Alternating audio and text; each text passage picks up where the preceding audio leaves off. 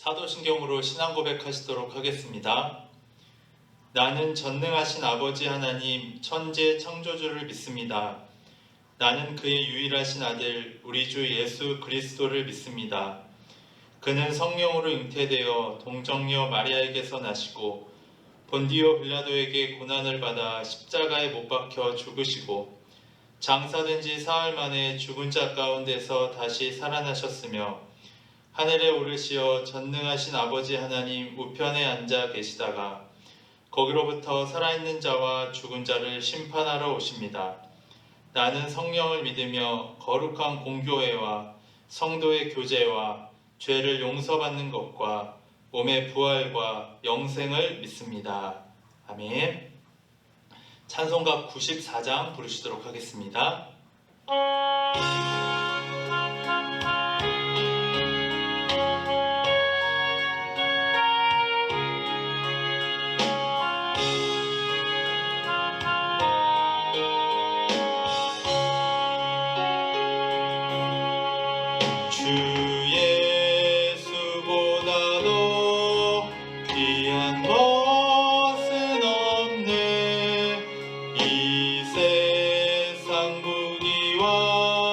바꿀 수 없네. 영 죽은 내 대신 돌아가신 그 놀라운 사랑 잊지 못해. 세상 즐거움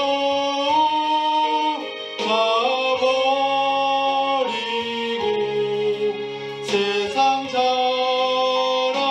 다 버렸네. 주 예수보다도 귀한 것은 없네. 예수밖에는 없네. 주 귀한 것은 없네. 이 세상 명예와 바꿀 수 없네. 이전에 즐기던 세상 일도 주 사랑하는 마 뺏지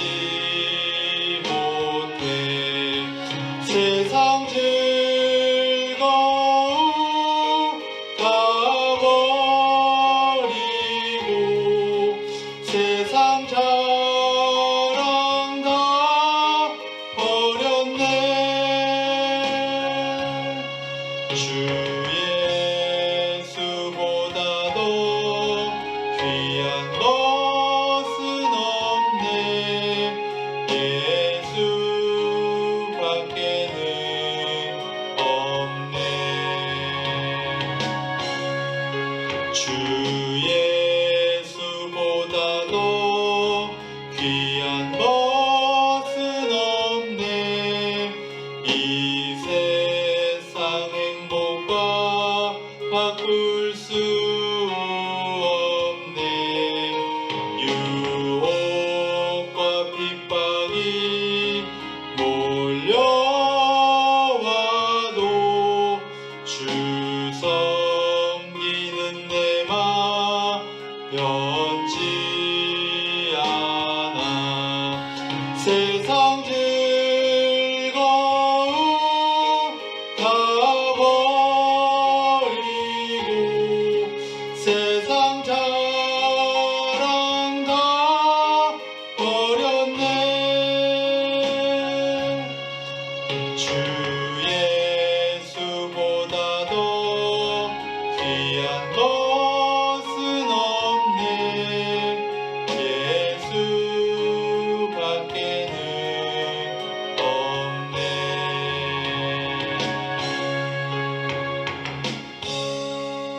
아멘. 오늘 하나님께서 주신 말씀은 역대하 29장 1절에서 11절까지 말씀입니다. 역대하 29장 1절에서 11절까지 말씀입니다.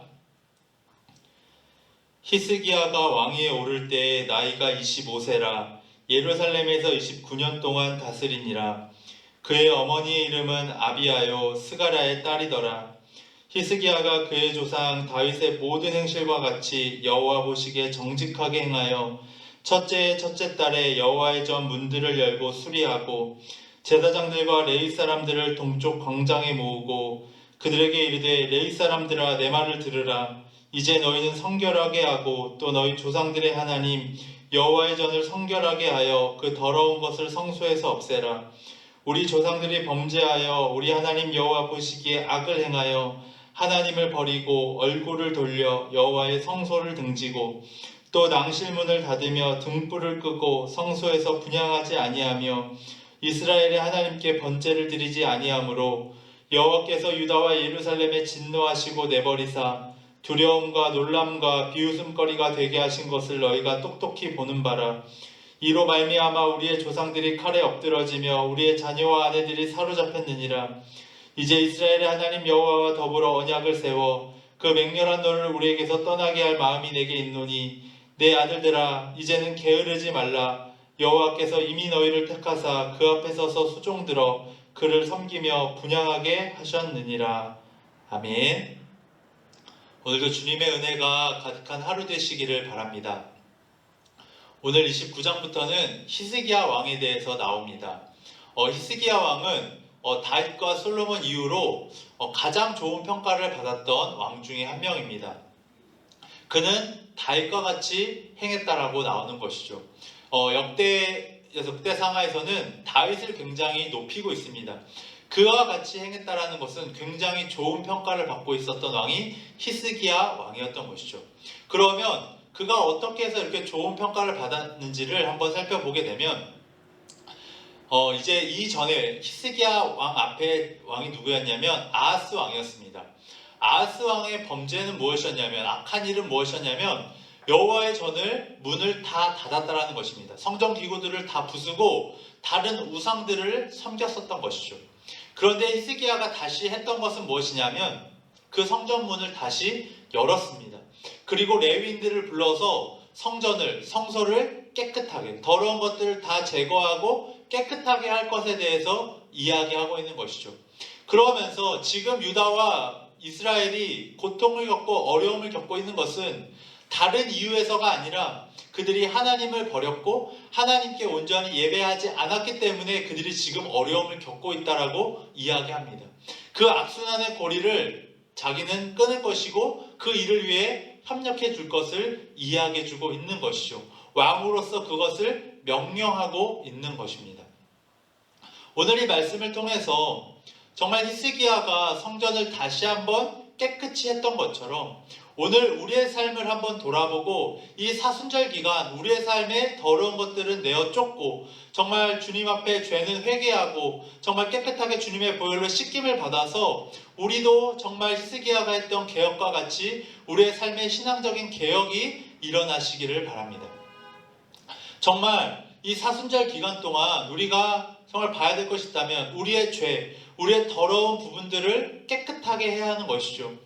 그러면서 우리는 예수님의 십자가를 묵상하게 됩니다. 그런데 우리가 한 가지 오해하지 말아야 될 것은 십자가를 묵상한다고 해서 예수님이 받으신 고통에 집중하는 것이 아닙니다. 왜 주님께서 그렇게 고통받으셨는지 그 이유가 더 중요합니다. 그것은 바로 주님께서 우리를 사랑하셨기 때문이죠. 그리고 그 죄된 본성대로 살아가는 것이 아니라 주님을 따라 살아갈 것을 더 원하셨기 때문에 주님께서 십자가에서 고통을 당하신 것입니다. 그렇기 때문에 우리가 우리의 삶을 돌아보고 우리가 죄를 회개한다는 것은 정말 그 주님의 그 사랑을 더 확실하게 깨닫고 주님의 그 사랑을 전하며 살아가는 것이 그 십자가를 온전히 묵상하는 것입니다. 그런데 자칫 잘못하면 우리가 이 사순절 기간 또한 고난 주간에 십자가를 묵상한다고 할 때 예수님께서 얼마나 아프셨을까, 얼마나 고통당하셨을까, 그 고통의 아픔이 어떠했을까, 그 고난과 고통에만 집중하게 된다면 우리는 사순절 또한 부활절에 주님이 우리에게 진정으로 하고자 싶어 하셨던 메시지를 받지 못할 수도 있습니다. 우리가 정말 히스기야가 성전을 개혁했고 성전에서 더러운 것들을 내어 쫓았던 것처럼 이 사순절 기간 우리도 우리의 삶에 죄된 부분들이 있다면 주님 앞에 회개하고 그런 것들을 내어 쫓아야 됩니다. 우리의 삶이 정말 거룩한 성전이 되기 위하여 우리 삶의 더러운 것들은 정말 다 씻어내고 다 버려야 합니다. 그런데 그것을 어떻게 버릴 수 있고 어떻게 씻김을 받을 수 있느냐? 예수님이 우리를 얼마나 사랑하셨는지를 우리가 깨달아야 합니다.